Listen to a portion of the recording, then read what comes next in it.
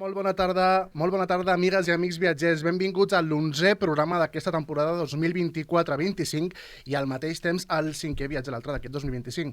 Avui comptem amb la Marina Carbonell, el control tècnic. Molt bona tarda, Marina. Com estàs? Bona tarda, bé. I al meu costat, la Míriam Ucendo. Què tal, Míriam? Bé, aquí barallant-me amb els cables. Amb els cables, no? Que els he trepitjat amb la cadira i totes aquestes coses. Doncs no trepitgis. Però bé. Qui us parla, en Felip Querol. Moltes gràcies per acompanyar-nos a un viatge en el qual us oferim una mirada empàtica, un punt de vista humà, feminista, comprensiu i sobretot obert per tal d'entendre aquest viatge a l'altre manera de pensar, de viure, d'existir, de fer i d'actuar, amb una clara intenció de comprendre, respectar i entendre i acceptar o no aquella actitud i aquell comportament en aquell context i situació diferent i determinada. Perquè diem que cada persona és un món, però és que cada món és molt diferent i cada món té una cultura, una tradició i un tarannà molt diferents. Què serà? Amb aquest Què serà a les 8 i 6 de la tarda encetem el bloc de les pistes i curiositats perquè volem encaminar-vos cap a l'indret que avui tractem. Un indret que és una mica complicat, tot s'ha de dir, però molt interessant. Ja sabeu algunes de les pistes perquè ens haureu vist fent el tonto per les xarxes socials, però ho passen molt bé, les coses com són. I segurament alguns ja sabreu el país que avui tractarem, però per si de cas ara us les recordem totes. Vinga, el futbol és l'esport més popular. La superfície del país és com Espanya, França i Alemanya, les tres juntes. Té una presó que comparen amb Guantánamo, però pitjor. O sigui, que aquest concepte de ser pitjor que Guantánamo, ostres, tu. Hi viuen uns 19 milions de persones de més de 200 grups ètnics. I les ciutats estan molt militaritzades. I l'última de les pistes és el desert i un llac són els accidents geogràfics més importants.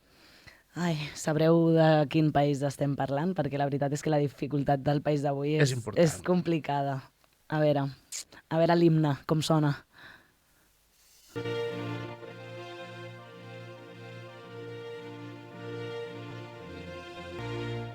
Doncs no sé, potser algú ha reconegut l'himne. A mi té una cadència al principi que em recorda l'himne d'Espanya. Ui, això, sí. Però no. És el país del Txad.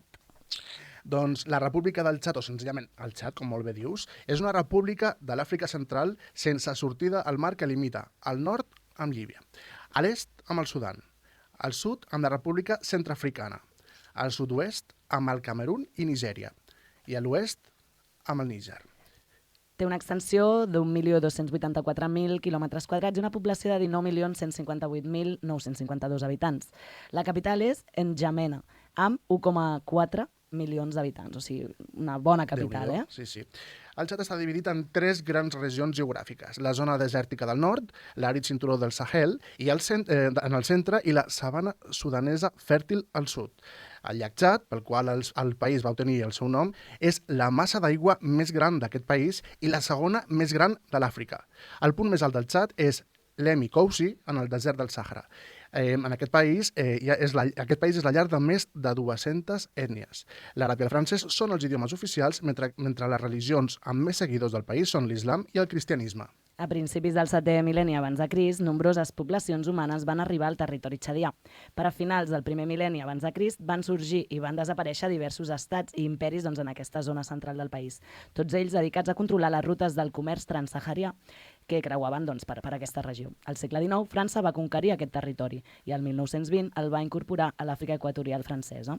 El 1960, el Txad va obtenir la seva independència sota el lideratge de François Tombalbaye. El 1965, els aixecaments en contra de les polítiques cap als musulmans del nord del país van culminar en una llarga guerra civil. Així, el 1979, els rebels van prendre la capital i van posar fi a l'hegemonia dels cristians al sud. No obstant això, els comandants dels rebels van romandre en una lluita constant fins que Hissène Habré es va imposar davant dels seus rivals. Però el 1990 va ser enderrocat pel seu mateix general, Idriss Déby. Recentment, la crisi de Darfur a Sudan va traspassar la frontera de Sudan i va desestabilitzar el Txad, amb centenars de milers de refugiats vivint en campaments de l'est del país. Mentre existeixen diversos partits polítics actius al país, el poder recau fermament en les mans del president Déby i el seu partit, el Moviment Patriòtic de Salvació. El Txad roman immers en la violència política i freqüents intents de cop d'estat i actualment és un dels països més pobres i amb major índex de corrupció del món, ja que la majoria dels txadians viuen en la pobresa com a agricultors i ramaders de subsistència. Des del 2009, el petroli s'ha convertit en la principal font d'exportacions per al país, sobrepassant la tradicional indústria del cotó. Doncs ara una miqueta d'història, perquè la zona va estar habitada des de la prehistòria, o sigui, com proven els fòssils trobats especialment a Toumai. Però no tenia una identitat diferenciada doncs, de la dels seus veïns. El primer regne local poderós va ser el Kanem-Bornou, al segle VIII. Ja després de Crist, entenem, que es va convertir a l'islam 2 segles i mig més tard. Amb la pujada del colonialisme europeu doncs, va lucrar-se també amb el tràfic d'esclaus. Al segle XVII, aquest regne va conviure amb el Bagirmi basat en els caps tribals. Aquesta estructura conviu amb el govern modern actual. Al 1887, França, motivada per la recerca de riquesa, va dirigir-se a terra endins dels seus assentaments a la costa oest de l'Àfrica Central per reclamar el territori Ubangui Tsari, és l'actual República Centreafricana, reivindicant aquesta zona com a zona d'influència francesa i en 2 anys va ocupar part del que avui és el sud del Txad. A principis de la dècada del 1890, les expedicions militars franceses enviades al Txad es van trobar amb les forces de Rabat, que havien estat realitzant incursions esclavistes al sud del Txad durant la dècada del 1890 i havien saquejat els assentaments de Borno, Bagirmi i l'imperi Wadai. Després d'anys d'enfrontaments indecisos, les forces franceses finalment van derrotar a Rabat a la batalla de Keusseri, al 1900. En els anys següents, els francesos es van expandir gradualment cap a l'est i cap al nord del Txad, trobant una forta resistència com durant la guerra d'Ouaddaï i el Tibesti i Burku. França va conquerir els últims governs independents del Txad el 1917 i havia derrotat ja les últimes grans insurreccions natives al 1920. Va esdevenir-se independentment al 1960 i al 1965 hi va començar una guerra civil com a conseqüència d'una revolta contra els impostos generada en el nord musulmà. Aquesta llarga i dolorosa guerra va durar fins al 1996, fa 4 dies, en què es redactà una nova Constitució i es va elegir Idriss Déby com a president. I a partir doncs, d'aquesta època ja més propera als 2000, concretament al 2002, el Txad va ser dividit en 18 regions administratives. El 19 de febrer del 2008 el nombre de regions ja va augmentar fins a 22. I van reemplaçar doncs, les 14 prefectures que hi havia abans. I cada regió era dirigida per un governador nomenat doncs, per aquest govern central que dèiem. I les regions doncs, també es divideixen per departaments. Es diuen així, en comptes de, doncs, com diem aquí, comunitats autònomes, no? Doncs ells doncs li diuen... Tenen el seu estil. Exacte, departaments. Que a mi departaments em recorda com a el Departament d'Educació. No en parlem. Però bé, també és important dir que té un índex de percepció de corrupció bastant elevat, elaborat per la Transparència Internacional. Es va col·locar com a país més corrupte del món, trobant-se en la part final de la llista en els anys següents, el 2006-2007. Va aconseguir només 1,8 de 10 punts possibles en l'índex de percepció de corrupció. Només Tonga, Uzbekistan, Haití, Iraq, Birmània i Somàlia van tenir una puntuació més baixa que el Txad. A més, existeixen moltes crítiques contra Déby que l'acusen d'endogàmia i de tribalisme. Déu-n'hi-do. Sí, i això que no tenen els sobres la caja B del PP, si no ja seria increïble. No sé quantes queixes poden haver-hi. Tenen la A, la B, la C, no tenen de tot, la veritat. Ai, doncs em sembla que ja us hem fet un bon resum de la situació actual del Txad, perquè sí, després una mica més, i sobretot aprendreu moltíssim amb l'entrevista que escoltareu ara, però primer una miqueta de música. Vinga, va, una miqueta de música, Marina.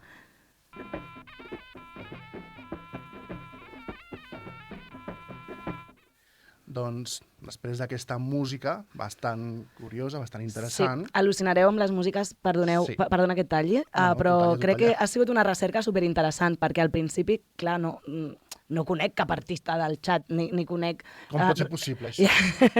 No he anat a cap concert del xat, no Molt fan mal, festivals, molt mal, Míriam, rototom, molt mal fet. sisplau. No. Llavors, clar, vaig començar a investigar una miqueta i al final el que vaig fer és, a través d'aquestes 200 ètnies, o sigui, buscar com una mica els noms, no de les 200, evidentment, però d'algunes El ètnies... programa no va per tant, No. Estaria bé, però... Llavors he anat com buscant cançons, o sigui, cadascuna de les cançons que De escoltareu representen representatives o- alguna de Molt les bé, ètnies. ben fet, molt bé. Així que aquí és tenim. una mica d'esperit del xat, Sí. ben fet. Us traspassem també aquest esperit musical Doncs que ens agrada. amb aquesta intenció musical i creativa tan guai, comencem el bloc d'entrevistes i ho fem amb la Lucía Madrid, divulgadora cultural amb un enfocament de gènere. Escoltem-la. Bueno, pues yo realmente de base, como siempre digo, soy enfermera, pero hace unos años estudié en la Autónoma de Barcelona el máster de periodismo de viajes y desde entonces me dedico a viajar por el mundo, a tratar de conocer y aprender de las diferentes culturas, especialmente de culturas minoritarias, y con todo aquello que absorbo, pues tratar de divulgarlo, de compartirlo con la gente interesada en, bueno, pues las diferentes culturas que existen en el mundo, ¿no? Y tratar de acercar tantas cosas que nos unen entre las personas, Sí. aunque pertenezcamos a diferentes culturas y que muchas veces nos empeñamos, ¿no?, en solo centrarnos en las diferencias, en los odios, en todo eso. Exacto. Básicamente eso. Hay un pequeño detalle que me choca muchísimo. Una enfermera que se pone a estudiar un máster de periodismo de viajes, aparte en Barcelona. Claro, ¿qué fue antes, Que- los viajes o sea, o el máster? hola. O tu amor por el periodismo, que fue el primero, ¿no? Yo diría que los viajes porque ya, bueno, esto lo mamé de mis padres, ¿no? Luego yo creo que ellos se arrepintieron porque no paré de viajar, he estado muchos años de vida nómada y yo creo que ellos, pues bueno, eso les ha pesado un poco, no lo han entendido mucho porque dejé la profesión que decís, ¿no?, de enfermería, estuve durante 12 años trabajando como enfermera y bueno, pues supongo que es la curiosidad, el ser un culo inquieto que siempre lo he sido, tanto en la enfermería, en mi vida en general, personal, como, bueno, no sé, creo que el mundo es muy grande, hay muchas cosas de las que aprender y por qué no, ¿no? Claro, y a partir de aquí, o sea, estudias el máster de periodismo de viajes y luego te vas al chat. ¿Por qué? Pues por aprender justamente. No, me llamaba muchísimo la atención de Chad. Chad tiene uno de los desiertos para mí más espectaculares, bonitos y diferentes del mundo, además de las comunidades nómadas, ¿no? Que a día de hoy, mi primer viaje a Chad fue en 2019 y que a día de hoy, ¿no?, en la actualidad existan todavía comunidades nómadas al uso, me parece, no sé, me explota la cabeza, ¿no? Cada vez estamos más sedentarios y dentro de nuestro sedentarismo aún más Totalmente. sedentarios delante de la televisión, delante de una pantalla, y que exista todavía ese estilo de vida me voló la cabeza y bueno, pues la intención era conocerlos y efectivamente pues les conocí, compartí unos días con ellos. Has comentado que hay como muchísima diversidad cultural en el chat y es una de las pistas que dimos para que pues nuestra audiencia adivinara de qué país hablábamos, ¿no? Que hay más de 200 grupos étnicos. Entiendo que evidentemente no has podido conocer a todos y que, Estaría bien. y que tu relación pues se basará pues en algunos poquitos. ¿Nos podrías explicar un poquito cuáles son estos grupos Tan diversos. sí, tan diversos, ¿no? Y un poco pues desde tu perspectiva cultural, o sea, desde tu enfoque de género y desde pues esta raíz más cultural, pues qué nos destacarías de cada uno de estos grupos, de los que más conoces, evidentemente, no de los 200? Bueno, como decís, es verdad que Chad alberga una diversidad cultural brutal, 200 grupos étnicos, más de 200 grupos étnicos, mogollón de lenguas también diferentes y la verdad es que me he centrado en estas comunidades nómadas, ni siquiera en muchos más, ¿no? Dentro de esta gran comunidad fulani, fula, que es esta comunidad nómada, hay muchas familias, ¿no?, muchos clanes diferentes y con quien más he compartido tiempo allí han sido los budades. Es una comunidad nómada que atraviesa todo el Sahel y va buscando, son ganaderos y van buscando pasto para sus ganados, van siguiendo, digamos, las lluvias, ¿no? Has Pero dicho... bueno, hay cristianos en el sur, mayoría cristiana en el sur, aunque realmente es una minoría dentro del grupo mayoritario islámico. En Chad, en el norte, la gran mayoría de personas que viven, pues eso, son grupos nómadas, mayoritariamente con caravanas de camellos, de vacas, todo ganado. Y bueno, pero no os creáis, hay muchísima diversidad y no conozco tanto. Claro, es difícil conocer 200 grupos. A ver, estaría muy bien, pero la vida no es tan larga. A mí me gustaría, como divulgadora cultural con enfoque de género, ¿cómo ves tú a las mujeres en esta experiencia que estás viviendo, que sí que estás viviendo?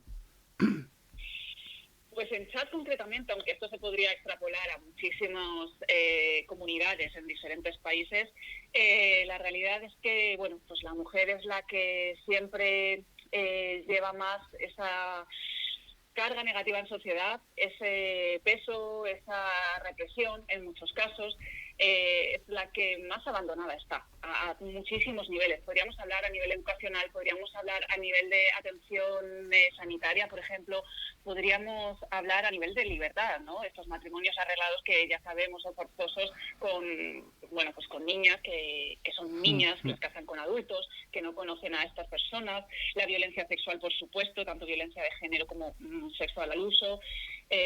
Podríamos hablar de muchísimas cosas. Hay temas tabúes como son la menstruación, pensando que están enfermas, no saben lo que es, y tratando de encubrir, no tapar esto que les está pasando, que es algo natural en la mujer, pues terminan con infecciones por utilizar trapos sucios, trozos de colchones, lo que sea. Es que podemos hablar de muchísimas cosas al respecto de la mujer.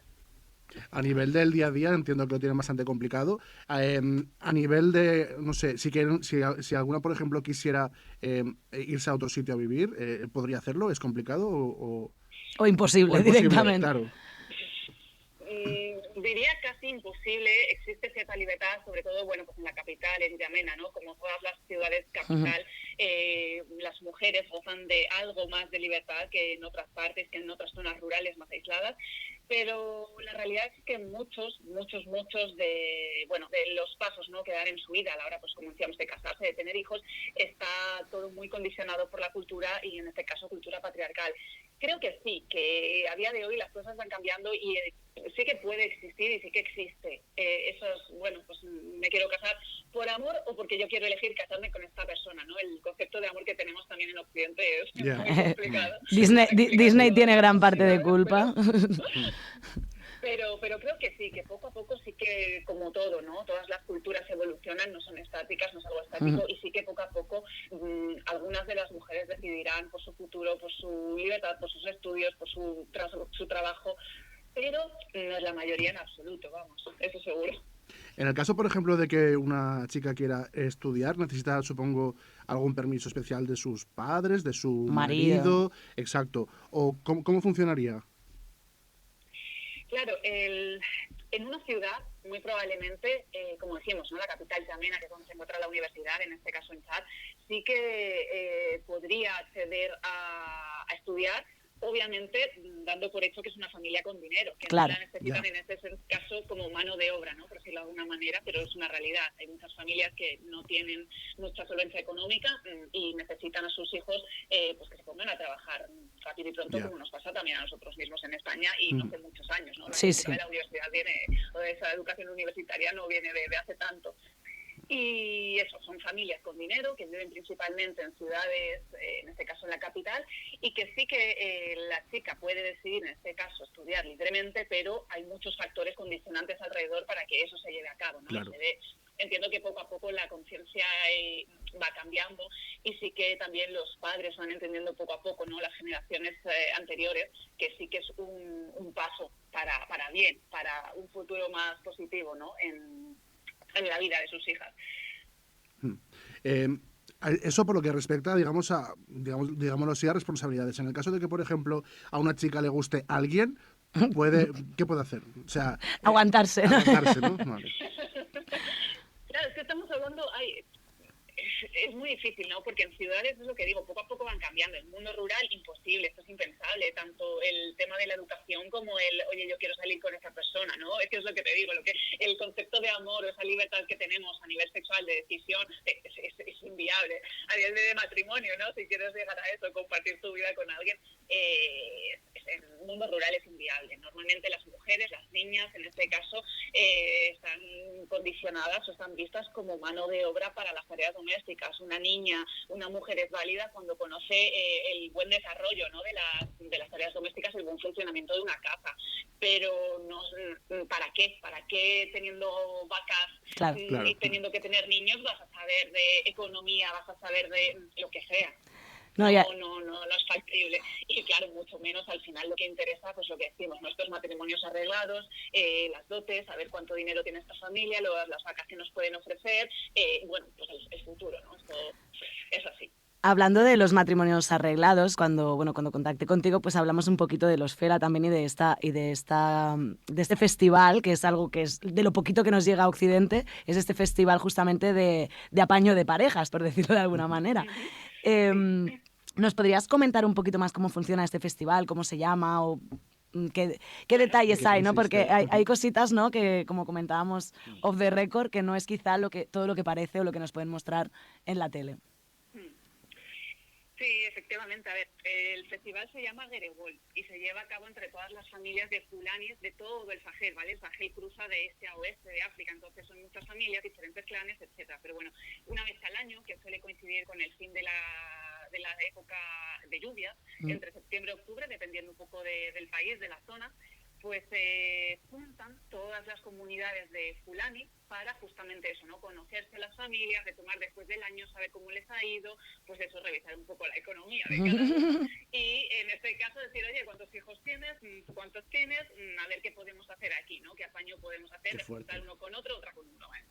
Estas cosas. ¿Qué pasa? Que durante la semana que dura el festival, ¿vale? Más o menos 6-7 días, la mujer, en este caso, goza de libertad sexual para decidir con quién acostarse, con quién tener relaciones sexuales durante esos días.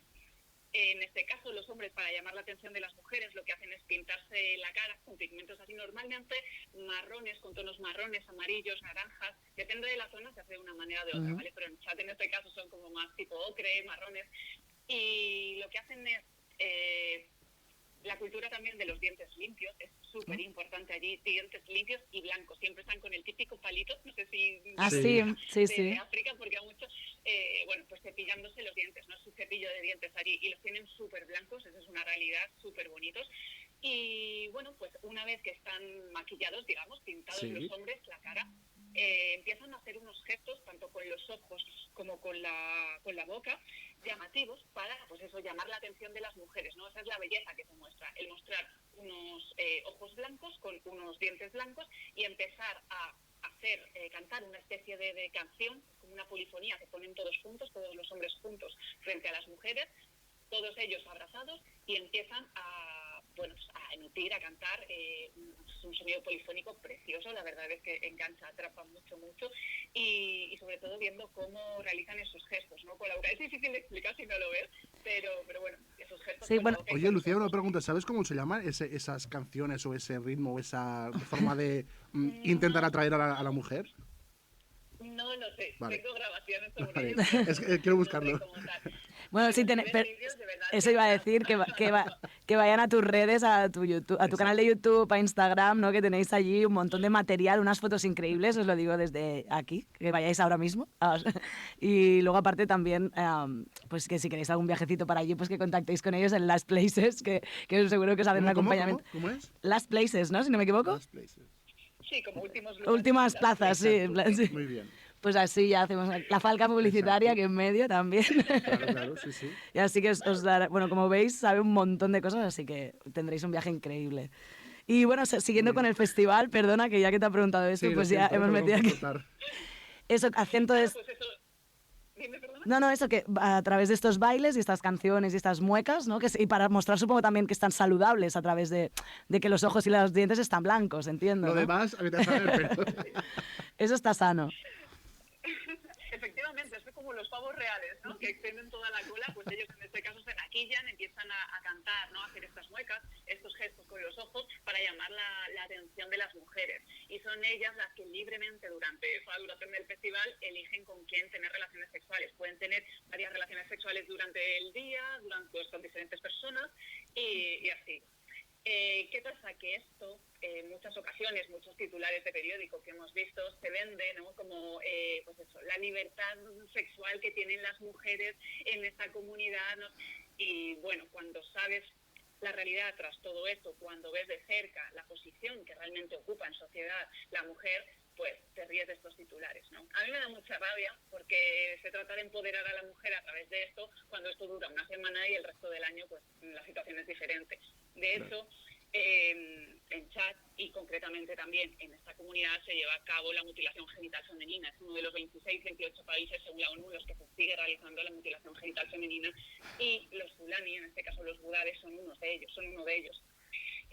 2 de cada 5 mujeres, el 40% de mujeres en chat están mutiladas. Entonces, bueno, me río yo un poco de estos titulares y realmente da rabia. A mí que me iba gustando un poco lo que estabas muchas veces contando y... ocurre Jolín. para Vale. buscar un titular. Sí, sí, total. Totalmente. La verdad es que, bueno, el tema de la ablación femenina es un temazo, la verdad, que podríamos hacer un programa entero Claro, entonces, sobre... al final, estas pobres mujeres lo único que tienen que... O sea, lo único que pueden hacer es tener hijos. Aparte de eso... Sí, porque el placer... No. Madre Sí, mía. efectivamente. Al final, el poder que tienen, ¿no? Y el valor que tienen es eso. Ser mujeres gestantes, ser, bueno...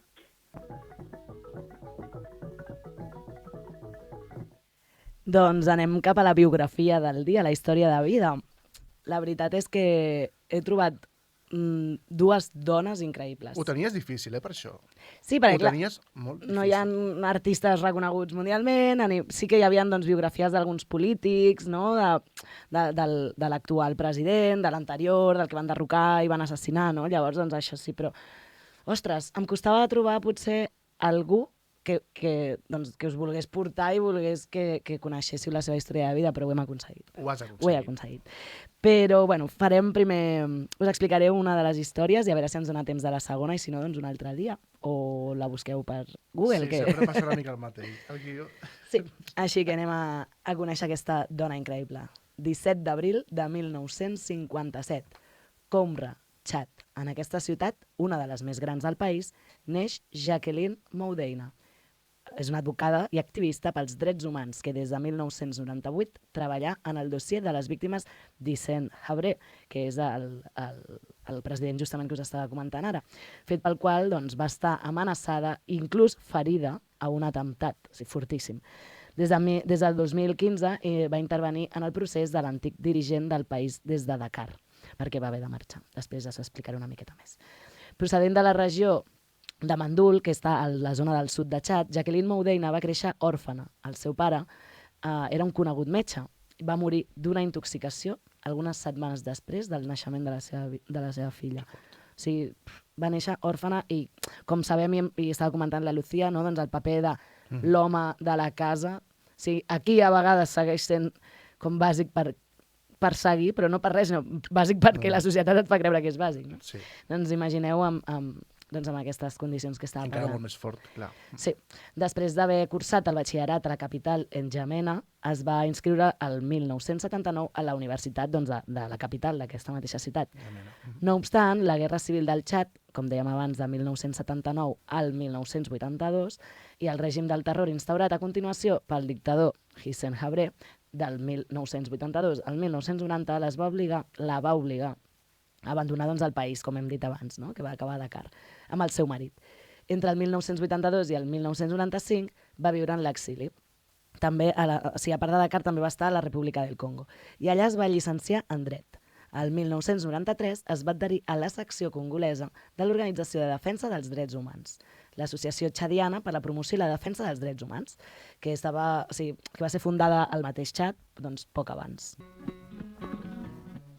Va tornar al seu país d'origen l'any 1995 i es va inscriure al Col·legi d'Advocats. Es va posar al servei del despatx txadià de l'Associació Txadiana de Promoció dels Drets Humans a la capital, N'Djamena, esdevenint així una de les primeres dones del Txad en treballar com a ajudant jurídica. O sigui, després escoltareu més cosetes a la Lucía que ens explica una miqueta més de la vida de les dones allà. Però de moment pel que dius és important, o sigui, no és fàcil en aquell país Exacte. aconseguir això. Clar. I una de les coses que diferencia molt la Lucía també i que he vist quan he buscat persones rellevants pel país és aquesta diferència entre lo rural i les ciutats. És una pena, no? Com dèiem que és un dels països, el 5è país més pobre del món, si no m'equivoco, i costa molt fer aquest pas, no perquè visquis a un poble o a una zona rural has de ser pobre, però per les condicions ja geogràfiques del propi país es fa més complicat. Es fa molt més complicat. O sigui, per això, si trobàvem algun personatge rellevant, doncs evidentment havia nascut a una ciutat, perquè si no, pràcticament són dones... No tenia possibilitats. Són dones invisibles. Des d'aleshores, el 1995, des que va estar treballant com a ajudant jurídica, es va comprometre sobretot amb els drets de les dones, els nens i dels grups discriminats. Em sembla superbé. O sigui, Totalment. Jacqueline, som amigues ja. I va lluitar afrontant afrontant aquesta indiferència de les autoritats en la matèria, perquè evidentment hi ha una impunitat total sobre les violacions dels drets humans en aquest país i sobretot per part dels dirigents, no? I evidentment d'aquelles persones que potser creus que t'haurien de protegir. D'ajudar, Sí. i no. No. Des del 98 es va convertir en l'advocada de les víctimes del règim de Hissène Habré, aquest dictador del qual estàvem parlant ara, dels anys 80. Aquest amic nostre. Sí, el nostre amic. Una comissió d'investigació creada en acabar el seu règim va acusar doncs, la va acusar de Aquest ser... amic nostre. Sí, aquest nostre amic, el Habré, d'assassinar a 40.000 persones. O sigui, assassinats purament polítics. Va assassinar el 1984 a la ètnia Sara, el 1987 els Hadjerai i el 89 els Zaghawa. O sigui, el tio anava, políticament no li interessava aquella tribu per lo que sigui, doncs a tope. O sigui, massacrava directament a les tribus. Deshacer, ja està. Per sort, com dic, sempre hi ha resistències que aconsegueixen en sortir-se'n i podem conèixer aquestes històries doncs, gràcies a persones que van poder sobreviure. El 1990 es va refugiar també al Senegal i bueno, aquest senyor doncs, va tenir una vida de luxe, no creieu que bueno. Però com es pot tenir una vida de luxe? Que aquest home, després de... O sigui, tu mates tanta gent i sí, no, és igual, és que no. Bueno, només, No, si no vols són truquem al els mateixos Netanyahu esquemes. i li preguntem com ho No són els porta. esquemes, evidentment. No sé per què, Vale, clar, ja està. això és un no parar. Deixem-ho. Sí. L'any 2000, doncs, la nostra amiga Jacqueline Moudeina va dipositar una denúncia contra ell al mateix Senegal. És a dir, tu estàs aquí vivint però no estaràs tranquil, com a mínim. Jo vinc aquí i et toco els nassos. Nassos de ric, però nassos. Però què passa quan tens tant de poder? Doncs que li van desestimar, el Tribunal Suprem de Senegal li va desestimar per mancar de competències en aquell país. I Moudeina i les víctimes a les quals representava van intentar doncs, dur al dictador davant del Tribunal de Justícia de Bèlgica, o sigui, com una competència universal en matèria de crims contra la humanitat. I el jutge sí que inculpà a Habré dels crims contra la humanitat, de crims de guerra i també de genocidi, com estàvem veient amb aquestes ètnies que va massacrar. Va dictar una ordre de detenció internacional, que em sembla el que s'hauria d'haver fet abans. La Unió Africana va sol·licitar que Habré fos jutjat al Senegal, al·legant que cap estat o sigui, cap d'estat no podria doncs, ser condemnat fora del continent africà. El 2011 es va decidir que no s'iniciaria cap procediment contra Habré en aquest país. A veure, sorpresa. o sigui, i aquí Jacqueline Moudeina va intentar de nou doncs, que tornar-lo al Tribunal de Bèlgica. A veure si ella tornava, era cabezona, m'agrades. Al juliol del 2011, el Txad va fer una demanda d'extradició a Bèlgica, o sigui, directament. La situació es va desbloquejar després de l'elecció de Macky Sall com a president del Senegal i a l'abril del 2012, amb una mida cautelar del Tribunal Internacional de Justícia, doncs aquell mateix any, el juliol. I per la demanda de la Unió Africana es va constituir un tribunal especial a Dakar per jutjar el dictador Hissène Habré. El judici va començar el juliol, com dèiem, el 2015. I Jacqueline Moudeina va coordinar el col·lectiu d'advocats d'aquestes víctimes que demanaven el seu empresonament.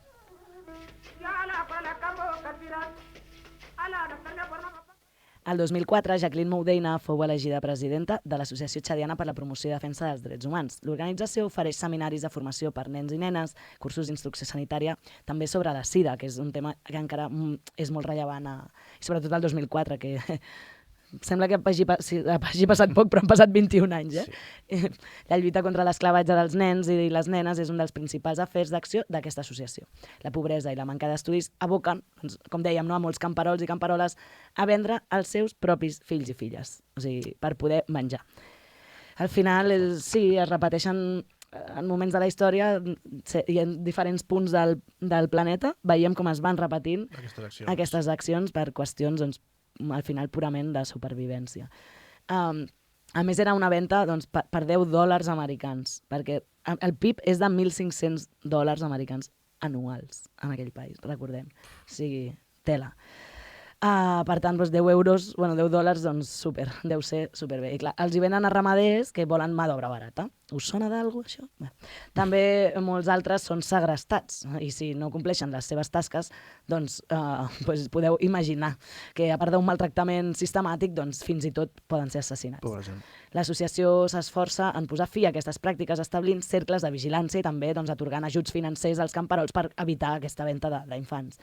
Per altra banda, Jacqueline Moudeina vetlla també pel respecte dels drets humans va vetllar durant, perdó que ho he dit en present, i va ser el passat, quan van fer un oleoducte per connectar camps petrolífers i sabem doncs, que quan hi ha aquest tipus de macroestructures, doncs, els drets dels treballadors i drets humans... Qui acaba perdent... Exacte. Llavors, sobretot, vigilava que s'indemnitzessin quan hi havia un tema de danys ambientals a la zona. Llavors, ella estava allà vigilant. L'11 de juny del 2001, mentre participava en una manifestació pacífica contra les manipulacions electorals a la capital, va ser greument ferida per una granada de mà que li van llançar un soldat. Això és el que us deia abans, que havia sigut ferida. Va estar ingressada 15 mesos en un centre de rehabilitació a França perquè va ser molt greu i la van haver de traslladar. Diverses estelles de la granada sí, les segueix tenint clavades a la cama. Uf. I ella deia que li molestava el caminar. Es va recomanar que es quedés a França, però què va fer ella? Tornar a casa. Per què? Perquè le gusta el jaleo, le gusta ella estar allà a primera línia, le gusta, Jacqueline, te gusta, ja lo sé, t'agrada, no t'importa res. Sembla que estiguis parlant una mica de tu, eh? No passa res, ¿dónde está la muerte? Ahí pues voy, com deien aquells, no?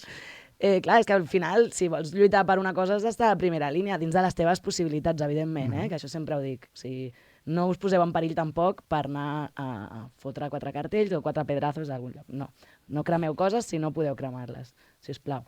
No cremeu coses, en general.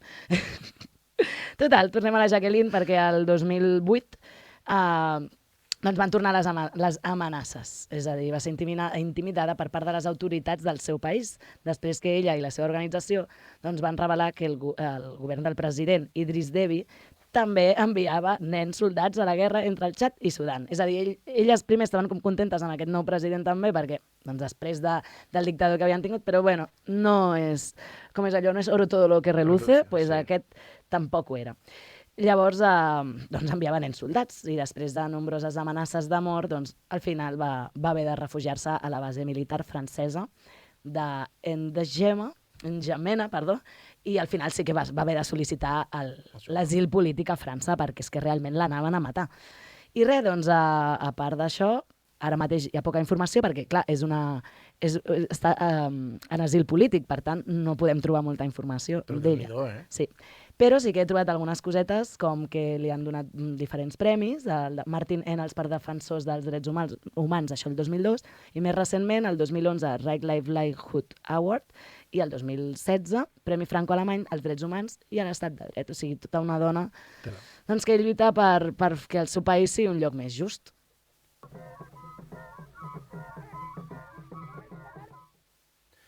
Anem tot seguit a la...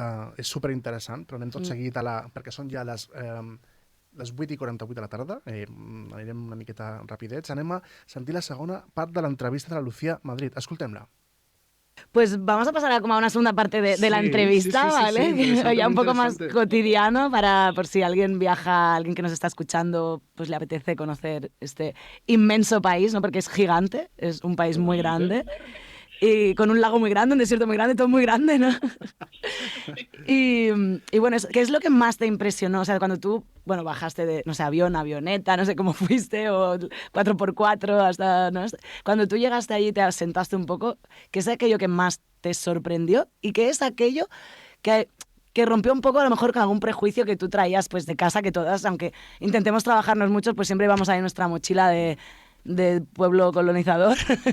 y un poco, ¿cuál fue un poco, pues eso, tu prejuicio que te rompieron y aquello que te sorprendió y te gustó más? A ver, lo que más me gustó lo tengo claro, soy una enamorada de los desiertos y como he dicho y he empezado esta entrevista, el desierto de Chad es increíble, sea con la agencia o no, tenéis que ir a la meseta de Neri, es una auténtica locura, son formaciones de arenisca, formaciones rocosas, de arcos, de formas diferentes, que de verdad perderte allí es una maravilla. Además tienes los famosos geltas, que son como estas zonas en las que hay agua continuamente durante todo el año en medio del desierto, y ves caravanas, pues lo que decía, ¿no? De grupos nómadas con camellos, con burros, no sé, me parece, es lo que digo, ¿no? Una gozada y una maravilla que siga todavía existiendo ese tipo o ese estilo de vida, ¿no? Pues sí. Sin querer romantizar nada en absoluto, es súper duro, tiene que ser muy duro, pero realmente adoro y abogo por la diversidad en este mundo, y en este caso, bueno, pues saber y ser consciente de que existe esta diversidad me maravilla. Por otra parte, prejuicios, wow, eso mucho, sigo teniendo a día de hoy. Estamos marcados por nuestro egocentrismo y Total. está fuerte, aunque nos lo trabajemos, como dices, a diario. Sí. Es difícil, es jodido, perdón. Estamos realmente de que eso está impregnado en nosotros y que luchas con ello continuamente. Quizá el mayor prejuicio y con el que me topo siempre es el darme cuenta, ¿no?, de la hospitalidad, de la cercanía, de la amabilidad, de la ayuda que te ofrece el desconocido, siendo tú también un desconocido, sin saber a qué vienes, ¿no? Y partimos de ese privilegio, sin embargo, es verdad, es una realidad, ¿no?, a nivel económico, porque de alguna manera, partiendo de este privilegio, siendo conscientes, ellos, este tipo de comunidades, me refiero nómadas, te ofrecen muchísimo más de lo que tú ofrecerías a nadie cuando pasan por la puerta de tu casa. Total. Eso es todo un homenaje, Es algo que me da que pensar de continuo y pese a que lo tengo retrabajado, da lo mismo. Ocurre y es una auténtica realidad, esa hospitalidad, esa cercanía, como digo, esa ayuda que te brindan las personas. No lo tenemos, o yo por lo menos en mi vida no lo tengo instalado. No, bueno, creo que sí, creo que en no, Europa ni de en coña, general no. Me recuerda un poco a cuando hablamos con Larramendi sobre el pueblo inuit, Exacto, ¿no? Que también sí, comentaba es eso, sobre verdad. todo lo que más destacaba Es verdad. era la generosidad, la hospitalidad Ujú. y que te ayudaban, o sea, sí o sí, o sea, aunque no te acababan de ver por la calle y si necesitabas algo, estaban ahí. Y no sé, parece que quizá los pueblos nómadas siguen teniendo esa empatía humana que los que a hemos, los demás nos falta. que nos falta a los que nos hemos falta. asentado, como decías Sí. tú, el culo en el sofá, ¿no? Exacto, O sea, nos falta. Absolutamente, sí, estoy de acuerdo, o sea, completamente. Como siempre decimos, ¿no? Trato con la divulgación que hago, de evitar, tratar de romper esas barreras culturales que al final nos imponen, ¿no? Que nos dicen desde pequeñitos, esto está bien, esto está mal, lo diferente parece que no es lo correcto, ¿no? Porque claro, hay que seguir nuestras normas y cuando viajas te das cuenta totalmente de lo perdido que estás en esta vida, ¿no? Siguiendo esas normas. Y bueno, de los brazos abiertos que tienes siempre fuera o que recibes siempre fuera, no siempre, vamos a ver otra vez, es lo mismo, no hay que generalizar, no hay que romantizar, pero es una realidad que nosotros en Occidente, en este caso Europa, o yo por lo menos en España en este caso no lo veo, no lo veo y tampoco lo hago, voy a ser sincera. Cambiando radicalmente de tema, has dejado súper claro que te encanta el desierto, pero a mí me gustaría, cambiando muy de tema, pero es cotidiano también un poquito. Es más que nada por saber qué nos recomendarías visitar. ¿En chat? Sí, aparte del desierto, o sea, ¿qué más destacas? El desierto está claro. ¿Hay algún pueblo o algún, no sé, o la capital que digas, ostras, pues vale la pena visitarla, ¿no? Porque hemos leído también que las ciudades son muy militarizadas. Exacto. ¿Te has encontrado con eso? Sí, ¿no? Sí. Normalmente no me suelo mover mucho en capitales porque me gustan más, pues bueno, esas zonas rurales, ¿no? Creo que incluso en todos los países, ya no solo África, ¿no? En la zona rural, las zonas más perdidas, como digo yo, ¿no? Esa civilización más global, ¿no? Más que siempre sigue el mismo ritmo. Me gusta mucho más, me parece mucho más interesante. Creo que es importante siempre hacer una incursión en la capital, estar 1 o 2 días, aunque sea, pateándosela un poco para conocer o ver luego, ser consciente de las diferencias dentro del propio país. En este caso, como decir, es que creo que el recorrido a nivel paisajístico, a nivel también social, tendría que ser recorrerte el país, empezar por el sur y terminar en el norte. ¿Por qué? Porque empiezas desde toda la sabana, luego ya todas las zonas de gel de transición hasta el desierto. Fuera del desierto, a nivel poblacional también, a nivel social, te encuentras, pues bueno, la ciudad, es verdad que está más o menos en el centro del país, pero centro-oeste, pero te encuentras, bueno, pues una ciudad africana con, como decíamos, ¿no? La cultura islámica mucho más implantada, pero esa parte más moderna de chicas en este caso, que van a las universidades, relaciones entre chicos y chicas, más mezcla, ¿no? Sobre todo de las generaciones más jóvenes. Pero luego el ir alejándote de esa ciudad e ir conociendo, entrando en diferentes pueblos de acceso ya al desierto, digamos, es otro mundo. Hay 1000 pueblos diferentes en que llevan al ENED y luego ya las comunidades nómadas, ¿no? Es que el propio viaje, dentro de ese viaje, claro. la propia ruta, ¿no? En sí, es un viaje ya hasta llegar al destino, ¿no? Al punto, al colofón, como decís, el desierto, soy una local desierto, pero fuera de eso, simplemente la ruta que podría marcar a nivel paisajístico, como digo, y social. Hay muchísimas diferencias y según vas haciendo ese recorrido, darte cuenta, de sur a norte. Wow. Y no sé, a mí me gustaría también, me gusta comer las cosas como son. Nos gusta comer, en este programa nos gusta Cambiando comer. otra vez de tema, y creo que también es una característica cultural súper importante. Sí. ¿Qué destacarías de la comida? ¿O un plato que destacarías? ¿Qué podrías destacarnos? Bueno, mucho el cuscús con cordero. Qué bueno. Es un plato muy típico allí.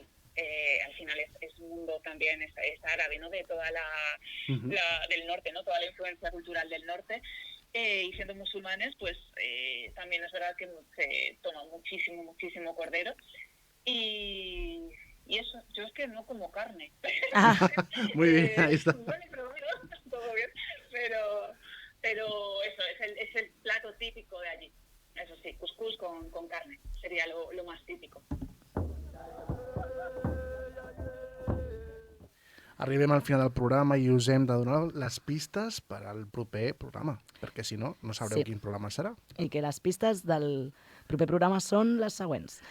L'any 1893 va ser el primer país amb el sufragi universal, és a dir, amb vot femení. Té el poble amb el nom més llarg del món, 85 lletres. Mare meva, com per deletrejar-lo. Té el carrer amb més inclinació del món, amb un 35%. 3 llengües oficials. I no hi ha cap ciutat que estigui a més de 140 quilòmetres allunyada del mar. A mi m'encantaria això. Està bé. Està ben apropet, ben apropet del mar. Bueno, anem pensant i res, moltes gràcies per escoltar-nos i fins al proper dia. Una abraçada. Una abraçada. Gràcies, bé.